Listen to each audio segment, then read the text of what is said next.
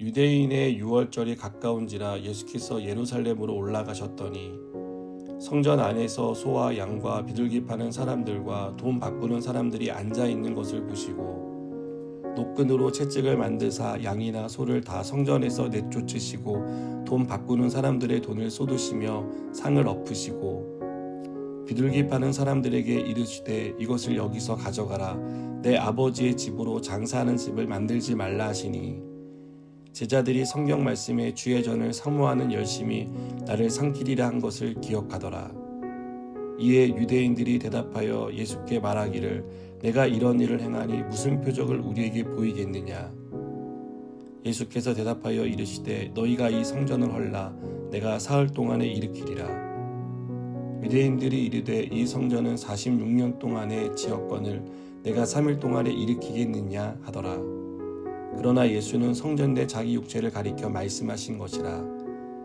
죽은 자 가운데서 살아나신 후에야 제자들이 이 말씀하신 것을 기억하고 성경과 예수께서 하신 말씀을 믿었더라. 유월절에 예수께서 예루살렘에 계시니 많은 사람이 그의 행하시는 표적을 보고 그의 이름을 믿었으나 예수는 그의 몸을 그들에게 의탁하지 아니하셨으니 이는 친히 모든 사람을 아심이요 또 사람에 대하여 누구의 증언도 받으실 필요가 없었으니 이는 그가 친히 사람의 속에 있는 것을 아셨음이니라. 아멘.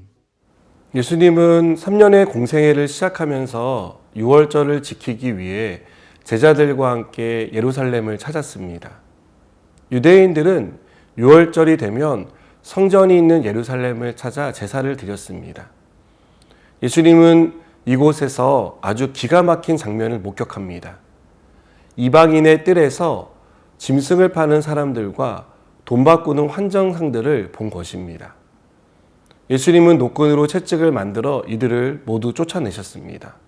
그것은 아버지의 집으로 장사하는 집을 만들었기 때문입니다. 유대인들은 유월절에 하나님께 제사를 드리기 위해 제물로 바칠 가축을 끌고 성전을 찾았습니다. 하나님은 제물을 드릴 때 그 제물에 흠이 없는 것으로 드리라고 명령하셨습니다. 예루살렘 가까이 사는 사람들은 양이나 소를 데려올 때 이동거리가 짧아 제물에 흠이 생기는 일이 없었습니다. 문제는 멀리서 오는 여행객들이었습니다. 이들은 직접 키운 소와 양을 바치고 싶어서 예루살렘까지 데려오면 그 도중에 소와 양의 흠이 생겨 하나님께 드릴 수 없는 상태가 되었던 것입니다. 제사장들은 성전 안에서 소와 양을 파는 상인들과 결탁해 그곳에서 구입하지 않은 제물은 온갖 이유로 제사에 적합하지 않다며 거절했습니다. 이렇다 보니 사람들은 어쩔 수 없이 또는 편의에 의해 시중 가격보다 높게 책정된 짐승을 사야만 했습니다. 또 성전을 찾는 유대인들은 성전세를 냈는데요. 성전세는 로마 황제의 흉상이 찍힌 로마 화폐는 받지 않았습니다. 이스라엘의 화폐로 환전을 해야만 했던 것입니다. 환전상들은 로마 화폐를 이스라엘 화폐로 환전해 주면서 높은 수수료를 받았습니다. 예수님이 성전 안에서 본 모습은 재물을 사고 파는 사람들, 돈을 환전해 주는 상인들의 모습이 아닌 이곳에서 일어나는 부패와 부조리였던 것입니다. 이 모습을 보신 예수님은 화가 났습니다. 요한은 이 모습을 주의 전을 사모하는 열심이 나를 삼키리라는 말씀을 떠올리게 할 정도로 상세하게 기록합니다. 하나님의 성전을 향한 주님의 열심은 성전을 자신들의 탐욕과 부패 온상으로 만든 자들을 용납할 수 없었습니다. 예수님이 공생의 사역을 시작하면서 거룩함과 예배의 본질을 잃어버린 성전을 정화하신 사건은 그리스도인인 우리의 인생에서 가장 중요한 것이 무엇인지를 가르쳐 줍니다. 예루살렘 성전의 겉모습은 무척이나 화려했습니다. 분봉왕 헤롯이 유대인의 환심을 사기 위해 제위 18년째 되는 BC 19년에 성전 건축을 시작했는데요.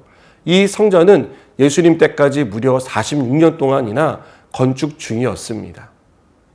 하지만 성전의 겉모습이 아무리 화려하고 웅장하다 해도 그 속에 일하는 제사장들, 또 예배드리는 사람들의 모습은 성전의 역할과 기능을 제대로 수행하지 못했습니다.